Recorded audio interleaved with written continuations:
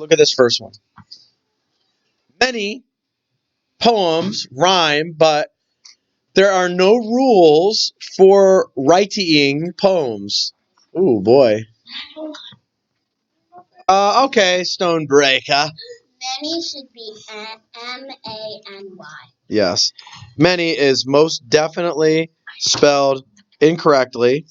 I swear, if any of you spell many this way on your test, it will be on a leg of the Donkey Kong. Whoa. I love Pixel. M-A-N-Y. M-A-N-Y. Manny. Manny. Many poems rhyme. What do we need before that conjunction? Comma. But there are no rules for writing poems. Who's that? Who's in front of me right there? What is that? Oh, Loretta. Writing should be spelled differently. It's spelled W-R-I-T-I-N-G. Yes. That's an E drop, right? For some of my spelling groups, you've come across that. It's an E drop.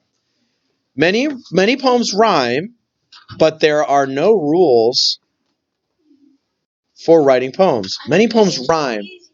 What if could we come up with a better word than but there? Another conjunction that would sound more sophisticated.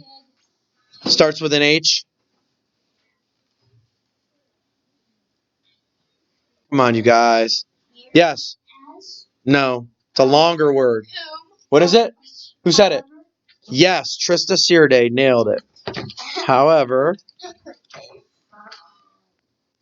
let's read it. Many poems rhyme. However, there are no rules for writing poems. I want us to go with however on that. That sounds so much better, doesn't it? Don't you have to cross out but?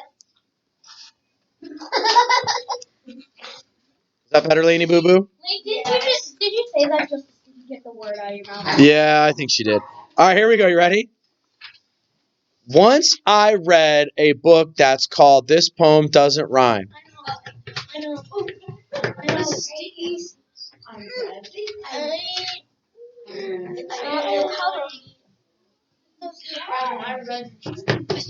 Oh, okay. So, Jackson, fix it. What is it?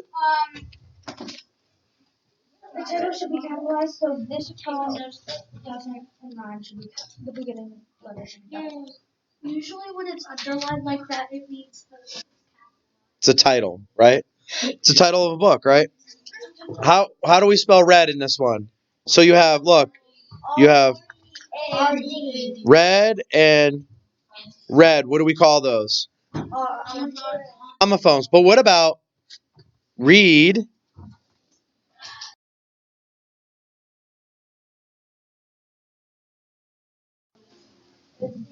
Homonyms. Spell the same way, but sound differently. You ready? All right. What about spring and spring? Those are homographs. They're spelled the same, sound the same, different meanings, right? Spring as in boing, and spring as in the season, right? All right, now, you ready for this? Well, let's get that spelling right. I think, though, that there should be some rearranging here.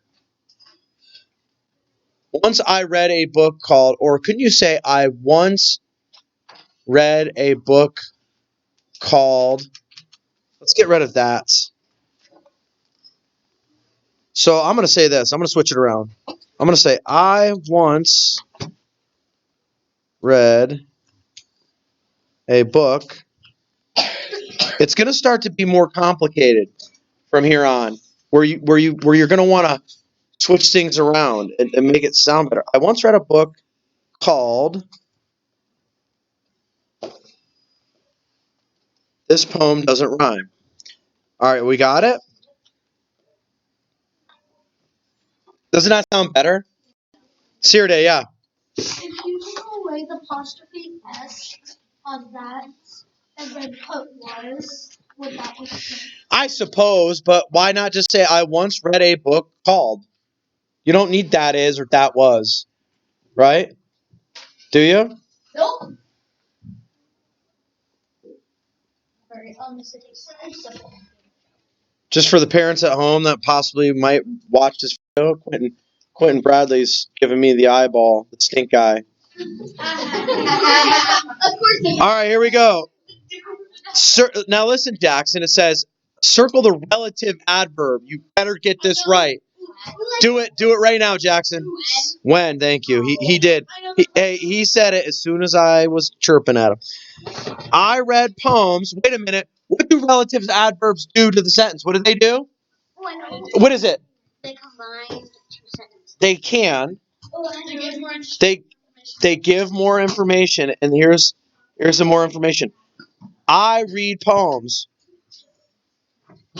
when I want to feel good, right? That's the additional information. Hey, here we go. You ready? Complete the sentence with the word or words that are most precise. All right? So I read poems about birds. I can blank what it's like to fly. Everyone? Imagine all the people. You guys ever hear that one? John Lennon? No one in here has heard John Lennon Imagine? I did. No.